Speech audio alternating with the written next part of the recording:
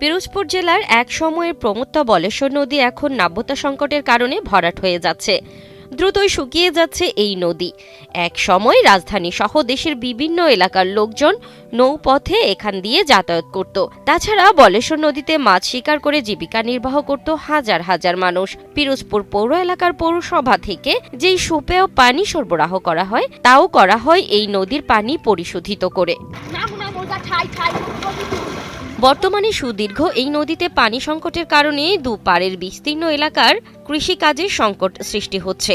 নৌ চলাচল ও পরিবেশের ভারসাম্য রক্ষায় দেখা দিয়েছে বিপর্যয়। এছাড়াও পানির প্রবাহ কমে যাওয়ায় পিরোজপুর পৌর এলাকার একমাত্র ওয়াটার ট্রিটমেন্ট প্ল্যান্টটি ভুগছে চরম পানি সংকটে। ফলে পৌরবাসীর সুপেয় পানির সংকট প্রকট আকারে দেখা দিয়েছে। আমাদের এখানে ব্লক ফেলার জন্য নদীটা আসলে মরে যাচ্ছে, যার জন্য আমাদের এই কর্মসংস্থানগুলো এবং মানুষের অনেক দৈনন্দিন জীবনের সমস্যা হচ্ছে। নদী আগে আমরা যেরকম মনে করেন যে সাঁতরায় যাইতে এখান থেকে ভেসে অনেক দূর চলে যেতে হতো, কিন্তু আসলে এখন ছোট ছোট বাচ্চারা নদীতে থেকে হেঁটেই যেতে পারতেছে এবং চর পড়ে গেছে। আগে নদী কত সুন্দর ছিল, বাইরে গেলে একবারে কোনো বাজে নাই। এখন বর্তমানে বোলা খেলানে ব্রিজ হয়, এখন বাইরে যাইতেই কষ্ট হয় ওপার। কারণ কিছু সময় মানুষ বাটিও যাইতে পারে এই পরিস্থিতি। এখন খনন জাতি হইতো, ট্রলারও আসতো, আমরাও বাইরে আরাম করতে পারতাম, যাইতে পারতো নদী ওপার লোক। নাহলে অনেক সময় নৌকা মাঝকে পড়ে রাতে।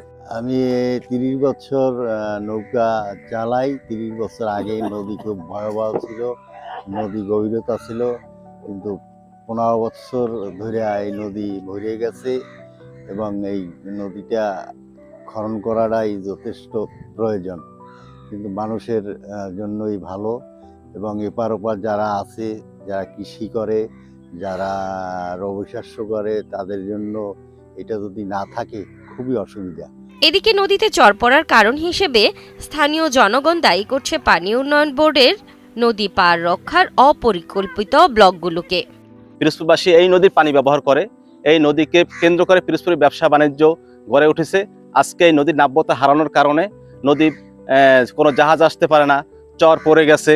মনে হয় যেন নদীর দুই পারে আপনার এমনভাবে ব্লক ফেলাইছে, অপরিকল্পিত ফেলানোর কারণে নদীর নাব্যতা হারাই ফেলছে। অতএব নদীর ড্রেজিং করা একান্তই কাম্য, কারণ নদী ড্রেজিং করা ছাড়া কোনোভাবে এই নদীর নাব্যতা আর ফিরে আসবে না।